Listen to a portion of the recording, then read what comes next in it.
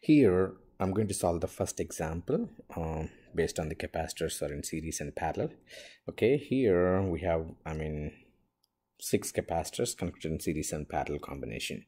The question he's asking about: find the voltage drop across each capacitor and charge on the each capacitor and the total capacitance.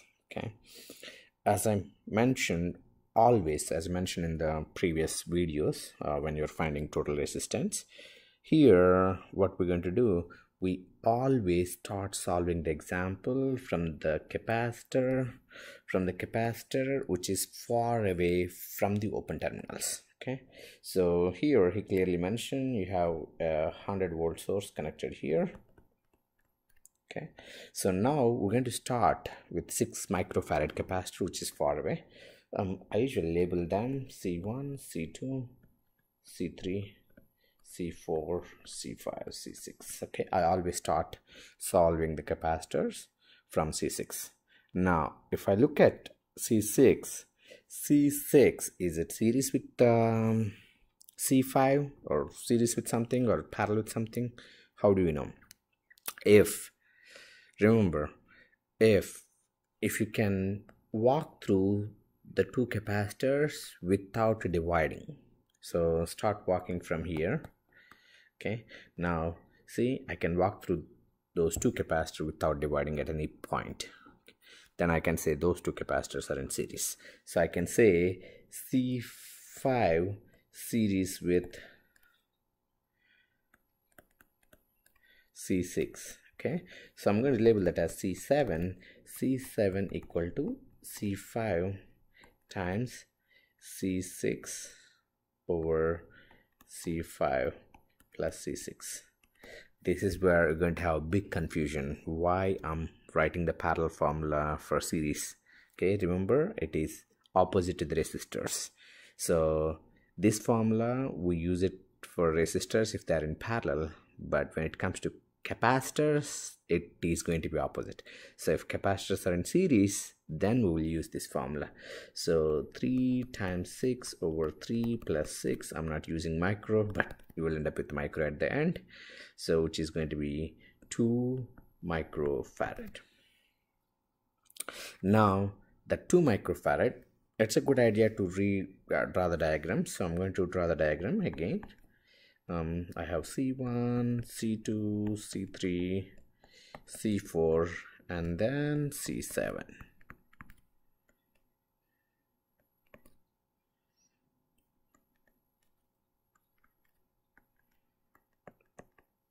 All of it is connected to a source. Okay, now if we look at the diagram, I can clearly see C4 is parallel with C7. I'm going to label that as C8.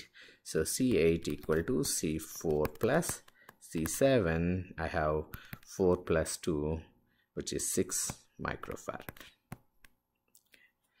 Now I can clearly see, C8, once I replace this C4 and C7, I'll end up with C8. C8 is going to be, so if I redraw the diagram again, so it's going to be something like this. Make sure you have both plates in the same size, okay, to avoid confusion with the battery. So this is C3 and C8. This is how the circuit is going to look like. By the way, the given circuit, it's look like a ladder, so we call this as a ladder circuit. Okay, now so if you look at C3 and C8, C3 series with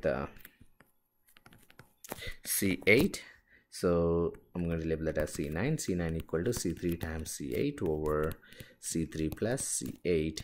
So I'll end up with 6 times 6 over 6 plus 6. If you remember from the resistors, okay, if 2 equal values are in parallel with the resistors, it's going to be that resistance divided by number of resistors. Same thing here, if 2 equal value of capacitors are in series, then the resultant resistance or resultant capacitance equal to 6 divided by 2, which is 3 microfarad in this case. Now I have C9, so I can replace this C3 with C9. So if I replace that with C9,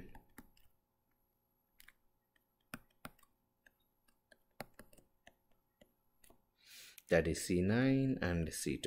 You can clearly see C2 and C9, they are in parallel. So C2 parallel with C9, I'm going to label that as C10, which is C2 plus C9. What we have C2 equal to, this is 1 microfarad. Now I end up with 3 microfarad here, so the total equal to 4 microfarad. Okay, now C total I can clearly see is C1 and C10. Now if you look at here, that's a C total equal to C1 times C10 divided by C1 plus C10. Okay, what is C1? C1 is 12 microfarad, so this is 12 micro, this is 4 micro, so I end up with 12 times 4 divided by 12 plus 4. I have the total of 3 microfarad capacitance. This is the C total.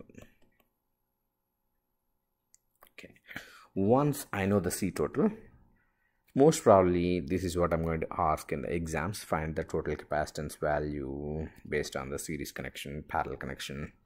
Okay, I'm going to stop this video here. The rest of it I'm going to explain it in another video. Thank you.